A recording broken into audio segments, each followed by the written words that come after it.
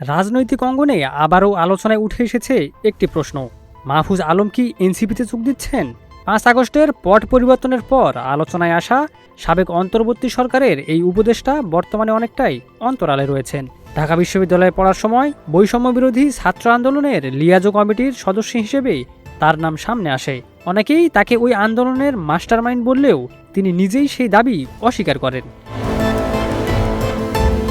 ২০২৪ সালের সেপ্টেম্বরে জাতিসংঘ সাধারণ পরিষদের অধিবেশনের ফাঁকে ডক্টর মোহাম্মদ ইউনূস তাকে গণঅভ্যুত্থানের পেছনের কারিগর হিসেবে পরিচয় করিয়ে দেন। আর ঠিক এরপরই আলোচনায় নতুন করে উঠে আসেন তিনি। অন্তর্বর্তী সরকারে তিনি প্রথমে বিশেষ সহকারী এবং পরে তথ্য ও সম্প্রচার উপদেষ্টা হিসেবে দায়িত্ব পালন করেন। নির্বাচনের ২ মাস আগে পদত্যাগ করে তিনি সরকার থেকে সরে দাঁড়ান। বিএনপি ও এনসিপি এই দুই দলের সঙ্গেই তার নাম শোনা গেলেও শেষ পর্যন্ত তিনি কোনো দলেই যোগ দেননি এবং আদর্শিক কারণ দেখিয়ে নির্বাচন থেকে দূরে থাকার কথা জানান। এরপর তিনি অল্টারনেটিভস নামে একটি নতুন রাজনৈতিক প্ল্যাটফর্ম গঠন করেন।